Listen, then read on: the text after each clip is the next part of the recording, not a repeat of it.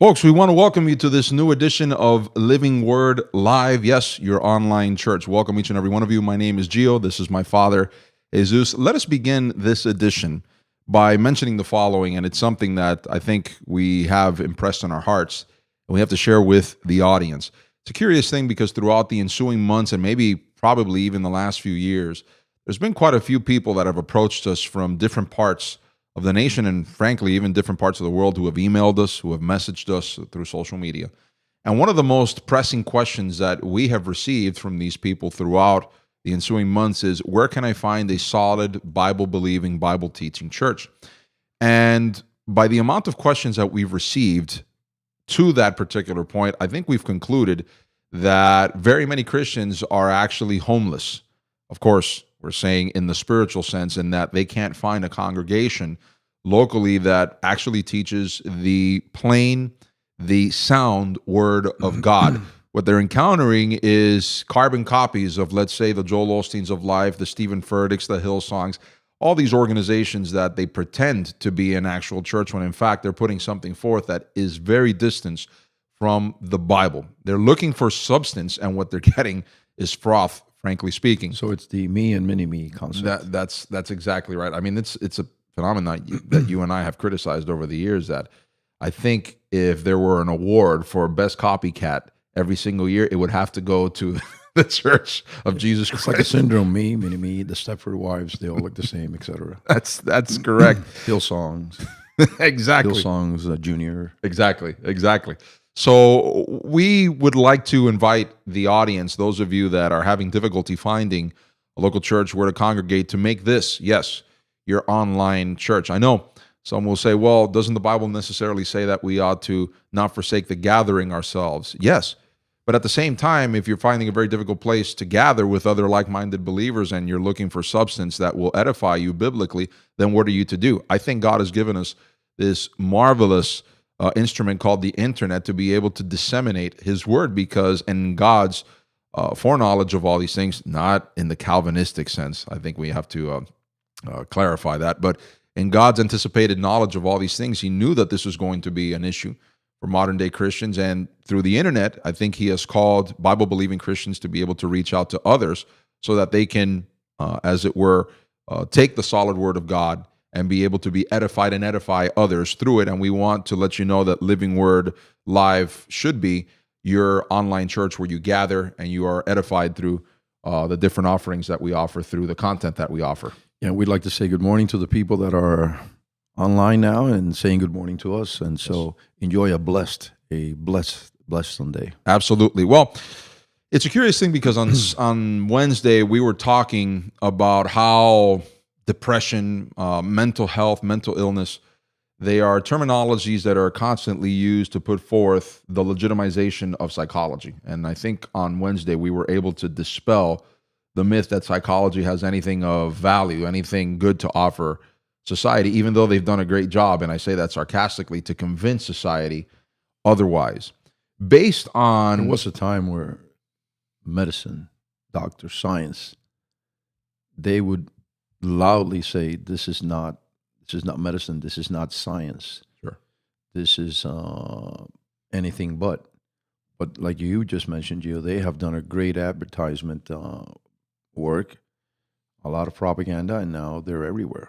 It's a curious thing, Dad, because I was watching a video in preparation for Wednesday's edition, which, by the way, if anyone in the audience hasn't seen that edition, we would encourage you to watch it, because I think we covered a lot of ground even in the half an hour that we normally have allotted for these live streams. I think we were able to cover a lot of ground as to what the Bible has to say about it, about the originators of these ideas and how they were basically frauds.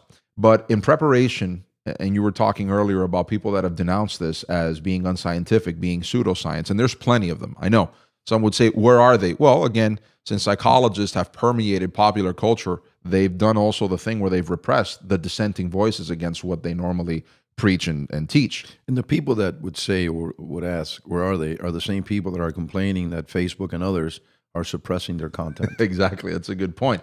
One of these people, his name is Thomas Zaz. He's since passed a few years ago. But Thomas Zaz was a psychiatrist whom denounced psychology, and he also denounced psychiatry. Tana Dineen, I think she's still alive. She wrote a book, a fantastic book, which I think it's in its third revision already, or Manufacturing third Victims. Manufacturing Victims, and absolutely fantastic. And she herself is a psychologist, which goes on to denounce her own profession. The Bobgans with psychoheresy awareness. Martin and Deidre Bobgan, absolutely. We've recommended them previously. And it's curious because one of the last videos that were recorded of Zaz speaking at a British library, certain mental health experts, so to speak, were invited to interact with him in this speech.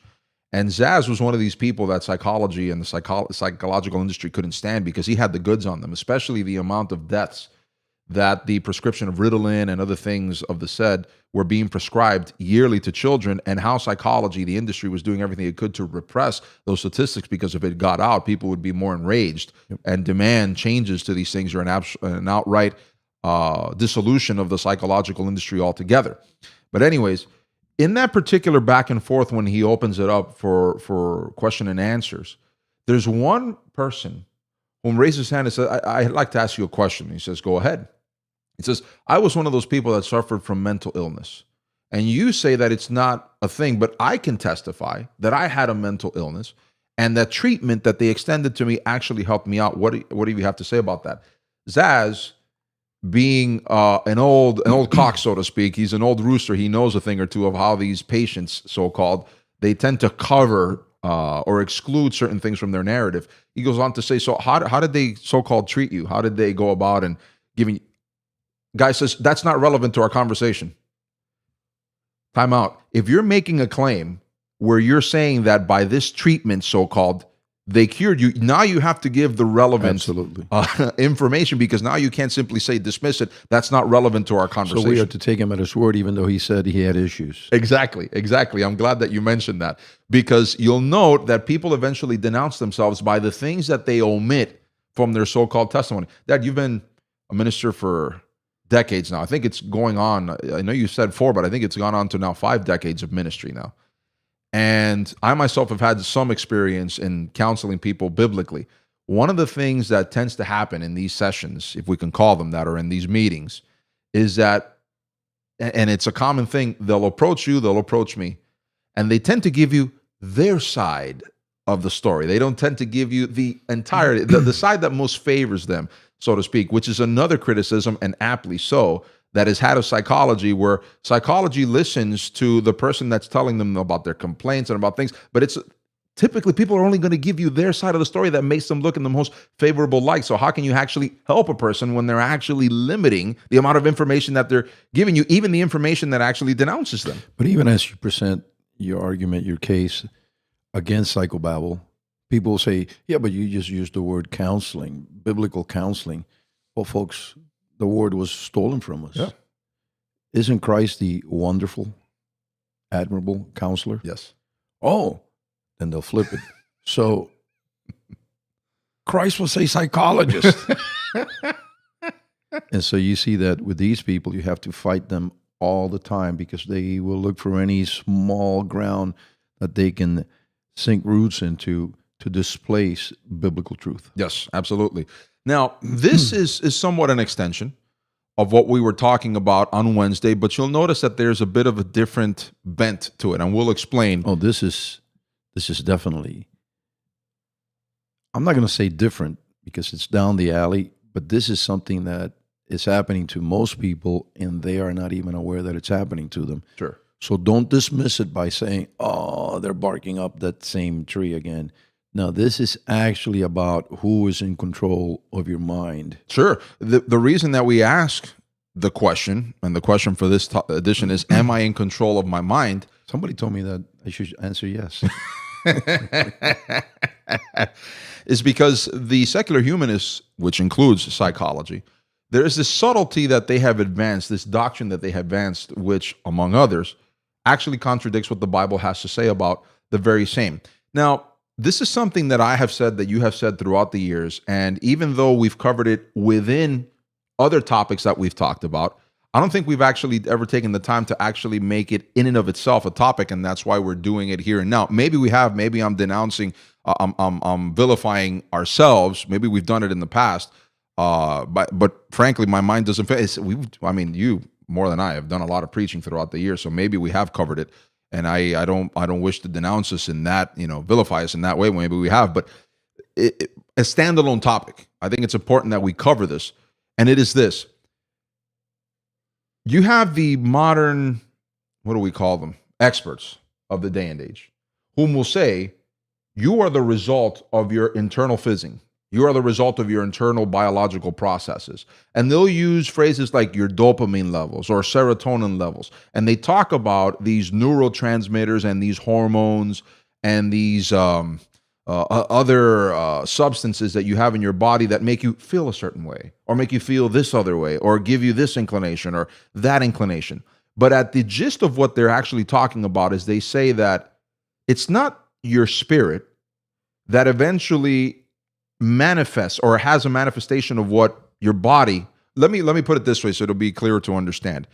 It's not like what the Bible explains, that whatever happens in the physical realm is the result of what happens and originates, its genesis, is in the spiritual realm. No, what these people will say is that every manifestation that we call spiritual, happiness, sadness, and all the other terms, is actually a distortion of something that's happening physically. Now, some people may say, Gio, that distinction to me really doesn't make any sense. Well, I'll explain it once again using different terminology to see how important it is that you have a proper understanding of man and of itself, because if not, then you'll become a disciple of what these people are, the evil people are trying to teach you, when in fact, it's actually distance from what the Bible teaches about these things. Behind the scenes of that idea, the secular idea, which means basically God does not exist, is precisely to erase God, to discard the religious idea, that's what they call it, so that you have no inner man. Therefore, if you don't have an inner man, there is no eternal perdition. Therefore, you don't need a Savior, Christ, and so on and so forth.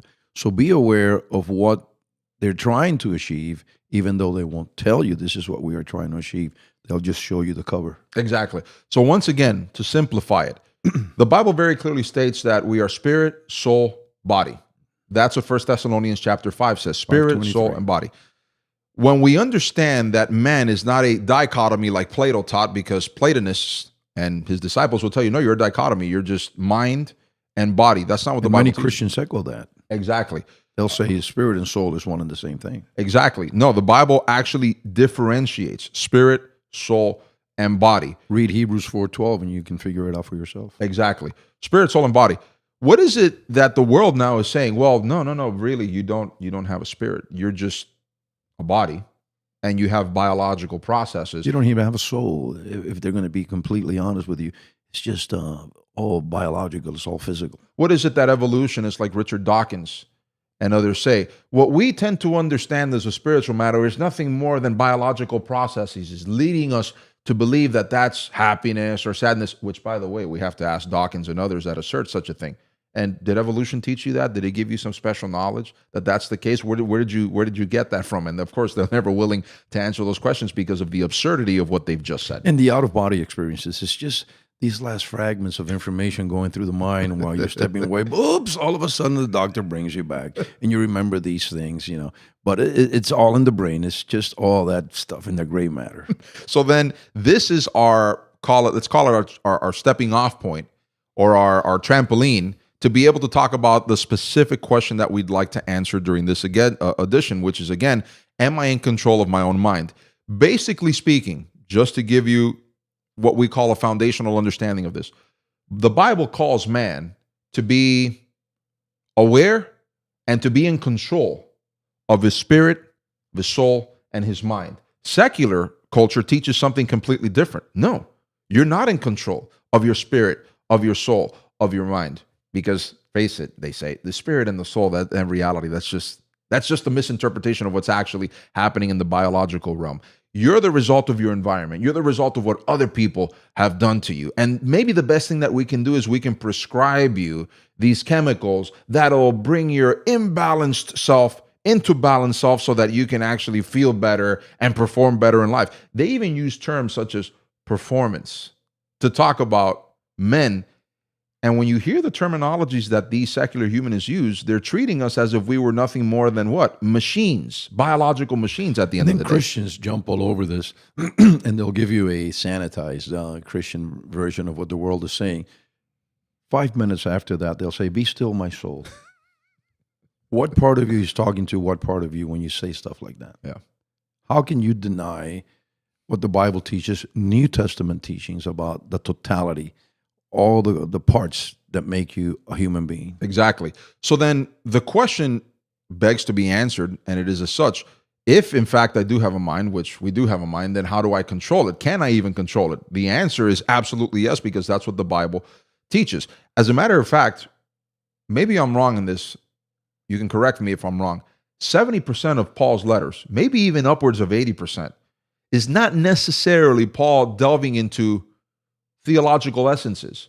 It's Paul telling his readers, this is how you submit to the life in Christ, by changing this, by doing this, by submitting to Christ. He's constantly, to the Thessalonians, the Colossians, to the Philippians, to the Corinthians, he's constantly talking to them about how to submit to life in Christ and how their minds and their souls ought to be changed by the renewal of the mind that he mentions in Romans 12. I would say 70, 80, 85% of what Paul teaches is, yes, instruction, but it comes to us via correction. Yeah. He's actually correcting a lot of things that are natural to fallen men, and to the carnal, they will seem natural. And Paul, by correcting these things, yes, he is instructing, he is teaching, but he's bringing the instruction via correction. In other words, and this is a topic that we have coming up, admonishing. Well, people today don't want to be admonished.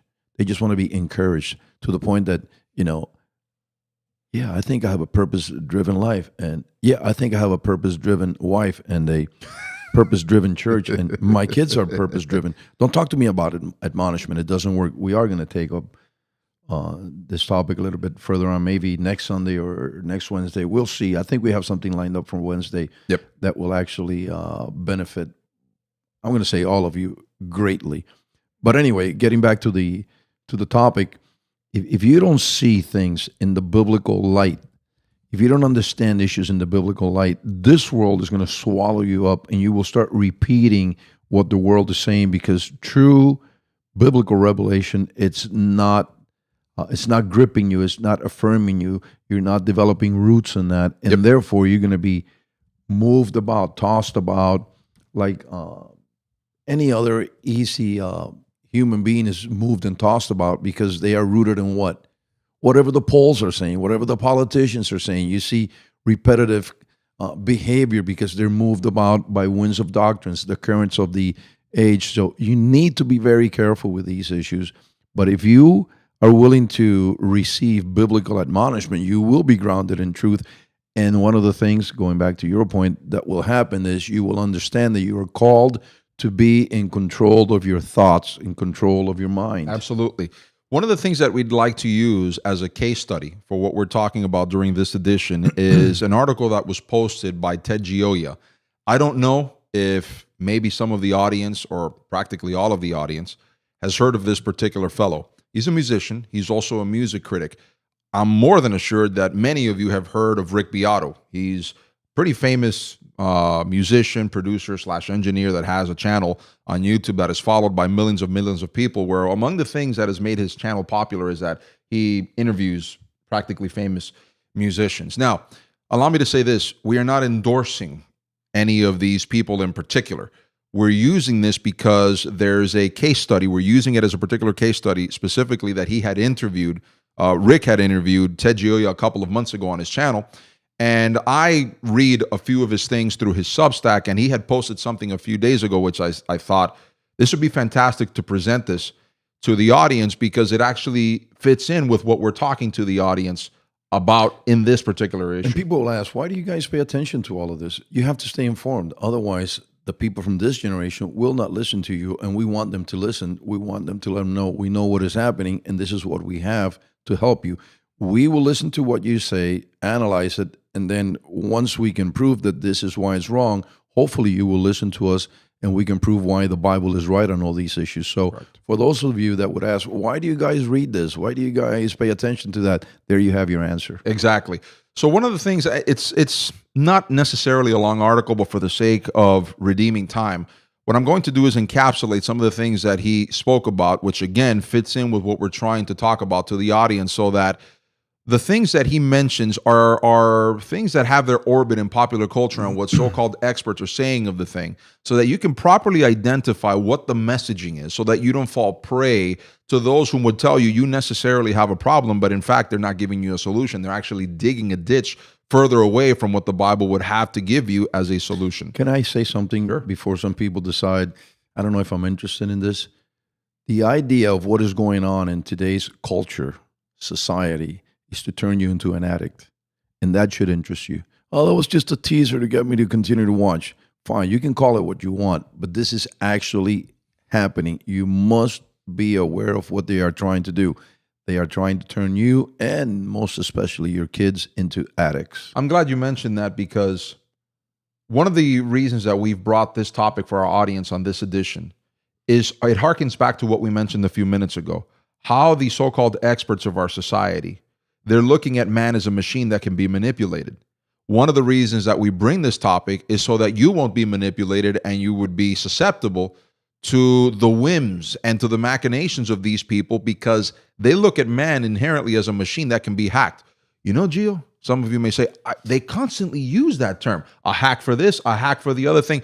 Why do you think they use that particular language in so many YouTube videos? And the experts always talk about a hack for studying, a hack for scheduling, a hack, because they have taken this idea that psychology and other secular humanists have advanced of man in essence being nothing more than a biological machine that needs to be tuned, that its performance needs to be enhanced. One of the most popular podcasts on YouTube is a guy by the name of Andrew Huberman, and if I'm not mistaken, his podcast is titled The Human, I have to look it up just to quote it accurately, but in essence, it's to enhance human performance. Those are typically terms that we use for machinery. That's terms that we use to talk about things that have cogs and chipsets and things of that nature. Suddenly, when we begin to see ourselves as mere machines, we're actually distancing ourselves from our essence as being created by God. And this takes it back to the fact that they are trying to erase any and all mentions of us humans being triune beings. Exactly. No, you are a biological machine, and we can fine-tune you to the point that you will produce these great results. Truth of the matter is, pardon me for repeating myself, they are turning people into addicts. Yeah, no, absolutely, absolutely agree.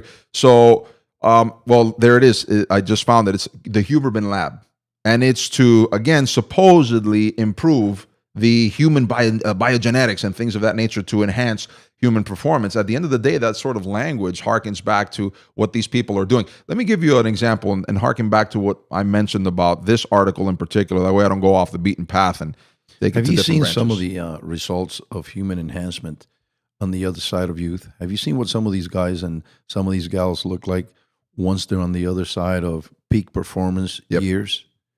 It's really pitiful. It's a sad situation, and the same can happen to you in the mind realm, in the realm of intellect. Addiction is not limited to the body. Well, just to harken back, to give an essential point to what we're talking about here, Joya, in his article, he denounces the social media companies, and he's not the only one, by the way. We've been doing this for years. But he denounces the social media companies of people whom have inherently brought about an evil to society. Why? Because they see man as something that inherently can be tweaked for their own purposes. Their purposes, of course, is making money. But how have they done that? Well, how many ex-Facebook engineers have we heard testified where they said, you know, behind the scenes when we were improving upon Facebook, we tried to look for different ways to subtly manipulate our users' behaviors. Notice they don't even call them people. They call them users.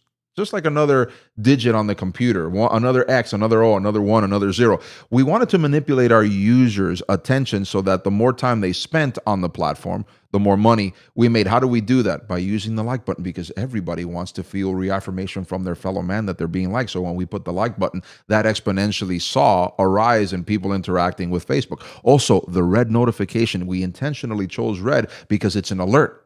And when people see that color, they want to click on it because it's an alert. This was all manipulated. Why? Because of what they have come to so-called understand from what psychologists have taught. Mind you, what some people don't understand is that the popular social media companies, just like YouTube, Facebook, Instagram, Twitter, et cetera, they actually hired psychologists whom have this particular belief that man is a biological machine that can be hacked. And they asked them, what can we do subtly in order to change people's behaviors, in order to change their patterns so that they can spend the maximum amount of time interacting with us? That way we make more money. And these psychologists said, if we can access that little thing called dopamine, that's a popular word that most people have come to talk about because a lot of podcasts are not talking about it. That neurotransmitter in the brain that supposedly when it activates in your body, it gives you a sense of reward. Then they'll keep coming back. And that's the way that we can alter, as it were, people's minds. We can alter people's attitudes and their behaviors, and you'll have absolute control of them. This strategy of manipulation is not a new one. Why do you think these companies that want your attention because they want your money spend thousands upon thousands of dollars hiring the best experts in manipulating behavior to get involved with their advertisement? And once they have that piece of advertisement ready, why do you think they pay millions upon millions of dollars to showcase them in 15-second pieces, 30-second pieces?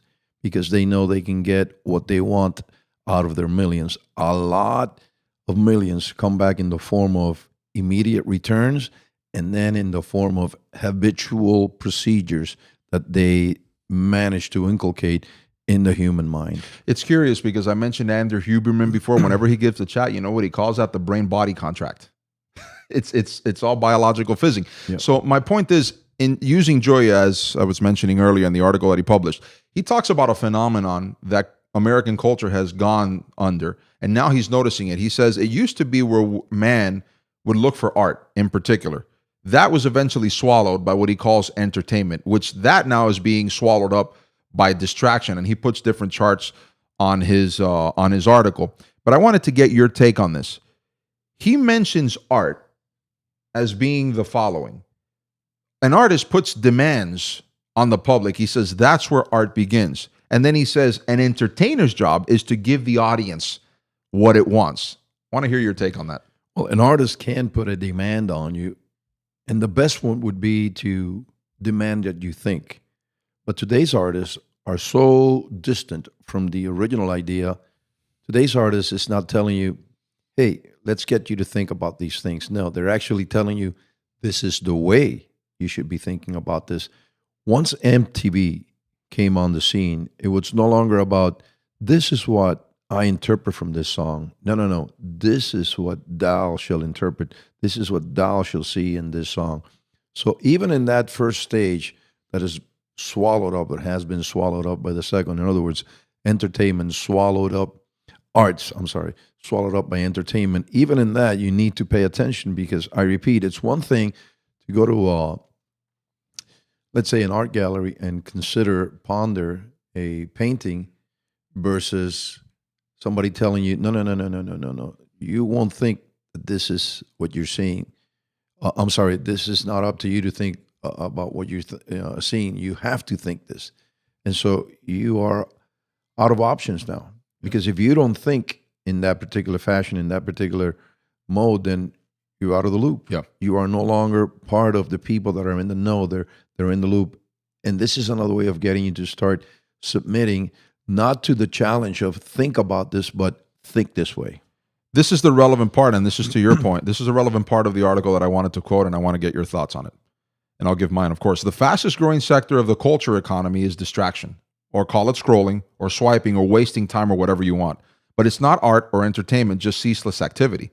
The key is that each stimulus only lasts a few seconds, but must be repeated. It's a huge business and will soon be larger than arts and entertainment combined. Everything is getting turned into TikTok, an aptly named platform for a business based on stimuli that must be repeated after only a few ticks of the clock.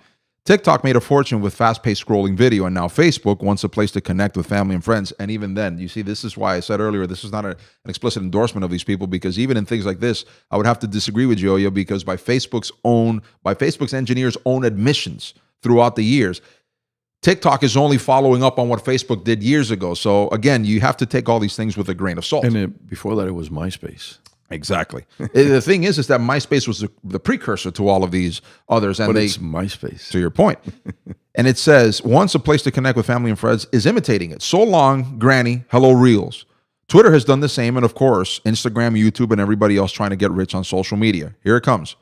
This is more than just the hot trend of 2024. It can last forever because it's based on body chemistry, not fashion or aesthetics. Our brain rewards these brief bursts of distraction. The neurochemical dopamine is released, and that makes us feel good, so we want to repeat the stimulus. The cycle looks like this. Stimulus, leading to distraction, leading to dopamine release, leading to pleasure, leading to desire for more. Reinforcement, habit formation, addiction, and it begins. It's basically an endless cycle. This is not new, folks. We've heard about this. Maybe not explained with these words, but we have heard about this in what industry? The porn industry. This is how they hook you, and then you need more and more and more. Recently, I've given myself to asking business owners, are you able to hire good work now? And they'll go, nope, I have not found one in the last year that would say, yeah, I can get good help easily. And so I proceed to ask why. He says, well, first of all, they don't think they're going to earn enough. And when you do finally get somebody to come on board, any free time that I give them or they create for themselves is to be on what? On the phone. And therefore they're distracted. They're not paying attention. Exactly. They're not serving properly, et cetera, et cetera. Absolutely. Absolutely. So when you talk about addiction, you can see it right in front of your eyes instead of the cashier paying attention to you because you want to pay. She's or he is. That's addiction. Here's the essence of what we wanted to get to. I know we've traversed a long trail to get to the essence of what we'd like to mention to the audience on this edition. I know what some may say that are listening to this, but Gio, you spent almost half an hour talking about, if in fact, are we in control of our mind? And the sources that you've quoted, the people that you've quoted, they're in essence saying that this is all part of a biological process. Here's the question that I have for each and every one of you, and it's a rhetorical question. So you're telling me that you have absolutely no control over the activities, over the thoughts, over even whether or not a company like Facebook or YouTube or Instagram or Twitter or whomever it may be can control you. You have no control over that whatsoever. Because this is the point, and I asked you this question, and I think it gets to the essence of why people prefer the secular humanist explanation about body instead of being in control of the mind. And the question went something like this, and I'd like for the audience to hear your answer. And I asked you the following question. I asked my wife the following question also the other day. She gave me the exact same answer. And it's this. Do you think that the people whom use social media, whom are manipulated by, whether it be the Netflixes of life or anything, constant distraction, they're unaware of what's being done to them, and then they simply are victims, clueless victims, or they're actually aware of what this is doing to them, but they frankly don't care, and they enjoy this loop, so to speak, and they submit to it? I think they choose willful ignorance. There you go. And this is setting in place something that the author clearly points out, and is called anhedonia. And it's the fact that after the vice, the habit gets a hold of you, you can no longer find pleasure in the thing that initially you were driven to it because it gave you pleasure. It's amazing how this can happen, not just in the physical, but in the intellectual. And it's also a contradiction of sorts when these very same people who say you're nothing more than biological processes write articles saying get off the phone as much, don't use social media as much. Well, wait a minute. Are you appealing to my mind now? Because I thought I was nothing more than biological processes. You can't have it both ways. The inherent ideas behind this, folks, you have to understand that there is a philosophy behind all of this that drives this. Whether you adhere to what the biblical philosophy is of life, that we are made in the image of our Creator, spirit, soul, and body, and we follow that, or we take the secular humanist understanding, which is inherently flawed, by the way, because at its essence, it's man trying to understand man, and man is flawed, and taking their understanding of the thing, but then you become susceptible to their whims, as we have mentioned already in this edition. So some people are going to ask, what is anhedonia? Well, I'll give you the first explanation from where most people go, that is Wiki or Wikipedia, and then, excuse me, folks, I'll give you a definition from WebMD. It's a diverse array of deficits in hedonic function, including reduced motivation or ability to experience pleasure. But you said hedonic. I always thought hedonistic. I've heard that word before. I thought it was a bad thing. Well, Some Christians will say pleasure is evil. Well, wait a minute. God takes pleasure in doing things that sprout out of love, and you should too. Yep. So why would you say something like that? Because I think pleasure is They reduce it connected- to sex. It's exactly. They I was reduce it saying to there. sex. It's connected to illicit sex. No, it's not. Mhm. No, it's not. So you need to start renewing the mind about all these things and trying by all means possible to stay away from religious interpretations of what the Bible teaches and what the world is telling us that the Bible is teaching. Here's WebMD. Anhedonia is the inability to feel pleasure, which can affect social and physical enjoyment. It is often linked to depression and other mental illnesses and may involve changes in brain activity and dopamine. There you go. So in essence, what we're talking about here, WebMD doesn't mention it, but the natural conclusion that the Christian reaches is this. If we allow ourselves to be manipulated in spirit, in mind, eventually it will have an effect then in the physical, whereby we leave ourselves susceptible to these people who wish to hack, as it were, our biological processes. That's the Christian view of these things, because I know that there are Christians who would say, but I don't, you see, the Bible is so old. They won't say it, but this is what they're thinking because they follow the thought of the age. The Bible doesn't really speak to these things. It doesn't. I have one text here for you. Oh, yeah. Romans 8:5-6. Whoa, wait a minute. I've read that text. That doesn't speak to it. Hold on. Just give me a few more minutes and you'll see how it does speak explicitly to this. Paul says, for those who live according to the flesh, set their minds on the things of the flesh. Set their minds. Are you in control of your mind or not? That means that if someone tells you to set your mind to something, which is what Facebook, YouTube, and all these other companies and all these other distraction merchants are peddling, they're asking you to set your mind to something so that they can then hack, so to speak, your biological processes and make you addicted to what they are offering. It's not dissimilar to a person whom is a narcotics trafficker, as it were. It's the same exact process. They're just using digital products to do so. It's the exact same thing. For those who live according to the flesh, what they're going to do through these sites and other means is to show you things that appeal to your flesh so that you can set your minds on it, and that way they can control, so to speak, your biological processes. For those who live according to the flesh, set their minds on the things of the flesh. But those who live according to the Spirit, the things of the Spirit. The Bible is basically saying if you set your mind to the things of the Spirit, these people and their evil ways, they're not going to be able to manipulate you. It's interesting because in today's generation, we talk about make sure you set the timer, make sure you set the clock, and we set things. Then Paul talks about setting the mind, but that's not what he meant at all. Exactly. It finishes by saying, for to be carnally minded is death, but to be spiritually minded is life and peace. The Bible doesn't speak to this. The Bible plainly speaks to this. And we'll leave you with this, 1 Peter 1:13. If the Bible didn't have advice on the matter, it simply would have stayed silent on the matter, but it doesn't.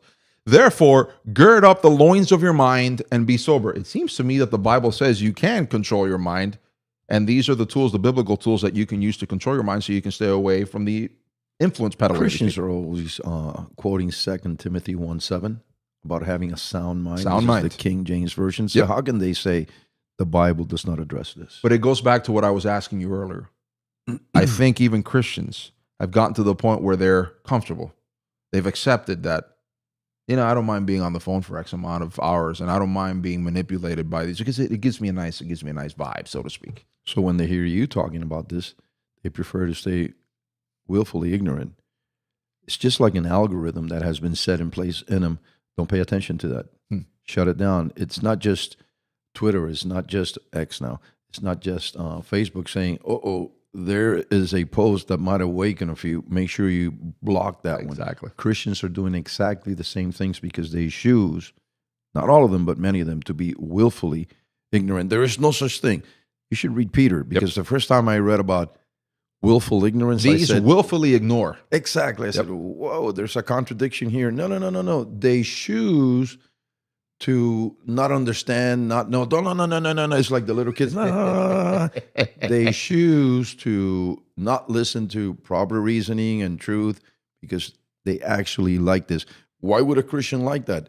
Why does a Christian choose to remain carnal? Exactly. There are reasons for that. There are reasons for that. Folks, when you properly begin to understand, you study these things, you see that there is more at play than meets the eye. And a lot of Christians, we can sometimes, no, in many instances, be people who participate in the system, and then we inherently defend it. It's no shock to me or you then why there are persons who would defend psychology, even though the psychology industry has actually helped to advance the evil that we're talking about today. And it starts with the fact that psychology tells you what? Blame anybody but yourself. Blame your mom, your dad, the system, the school. You pick. Blame them all. Curious that the so-called helpers of society, psychologists, are the very ones whom told the social media companies, this is how you manipulate the public. And you don't get rid of something until you own it. Exactly. Once you own it, now you can get rid of it. Exactly. Because I can't get rid of what my mom did or what my dad did. Yeah, you can get rid of it in your mind. No, if you could, you would have. Once you own it, yeah, I did this. I own it. Now I want deliverance from this. Well, first you come to Christ, and then you come to grips with it, and you say, I will no longer have this ruling me, controlling me. So these are all issues that are being played right in front of your eyes, and most people, I repeat, choose to remain willfully ignorant because freedom bears responsibility. It calls for you to be responsible, and most people will have somebody manage them instead of managing themselves. Absolutely. Folks, let me also say this so that it can be very clear. You know, even in the pro realm of sports, it gets to the point where these athletes are so used to being managed that once they're out of a career, they don't know what to do with themselves. You're absolutely right. You're absolutely. Well, we've said it before. I don't know on how many occasions. What's the statistic continue to be that 3 years after these pro athletes have retired, 75% of them go bankrupt? Because even then, they don't know how to manage their finances. Let me say this also. Their lives. I just thought out loud. Let me say this in conclusion. Just because we signal out, in particular social media during this edition, it doesn't mean that they're the only ones who are doing this. The news media is doing this. People that put out newspapers are doing this. The modern pulpit is doing it. The modern pulpit is doing it, exactly. There are people who try to hack using their terminology. Everybody needs to be like Hillsong. Yeah. Like the Stepford wives of Christianity. They all look the same. It's absolutely true. You have to be careful. The way that you control your mind is by ensuring yourself, number one, that you see the world for what it is, by arming yourself with the Spirit of God and with the spiritual mind, like Paul mentions, and that's how you free yourself from this Why are you different? You must be wrong. Yeah, it's true. It's true. But then they go on, they're all identical. I'm so different. I'm unique. They've even been brainwashed to believe that. Exactly. Folks, we'd like to thank you for your attention to this particular message. We would ask you that if this content and the rest of what we put out through Telegram, through our Substack page, edifies you, that you were to donate.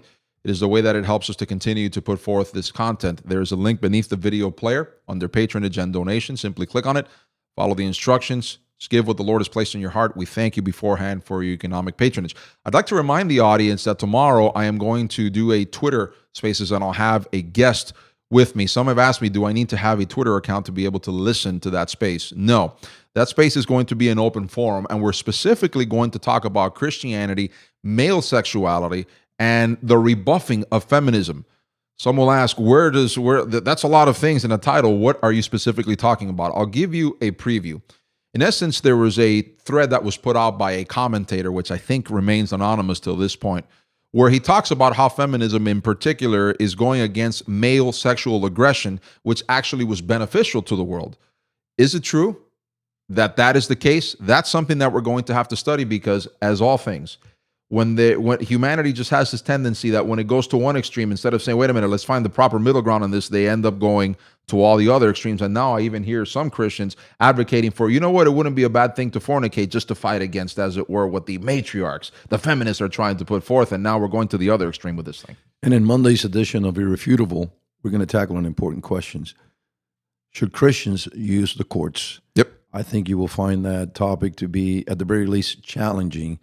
What's it going to challenge? Your way of thinking about what Paul wrote in 1 Corinthians chapter 6 in the tribunals of the courts. Some of you are asking, how can I access this content? Well, number one, we would encourage you to subscribe to our Telegram channel. Our username is Living Word Live. You'll find it on the screen beneath, Living Word Live. If you don't have Telegram, download it to your phone. It's a private messaging app, but it also allows us to reach uncensored our audience with all of this content, because even YouTube is censoring the content that we live stream with or live stream through. So Living Word Live, subscribe to that. You'll be able to access the podcast through there. And also, if you have not done so, subscribe to our Substack email newsletter. Every time we post a podcast or a writing like Dad does frequently, you'll be alerted directly to your inbox. We're not going to spam your inbox. It's only going to be content that we put forth. So we would ask you to subscribe also to our Substack email newsletter, which, again, the website is livingwordlive.substack.com. And folks, let me be painfully honest. Many people just don't congregate. And so they want to have a Christian life. They want to fellowship with other believers. And we want to be the online church for all of these people that for whatever reason choose or cannot congregate. Yep. Living Word would like to be your online church. Absolutely. There you have it, folks. We thank you so much for viewing this edition of Living Word Live. From my father, Jesus, this has been Gio. Until the next occasion that we meet, may the Lord shine his face upon you.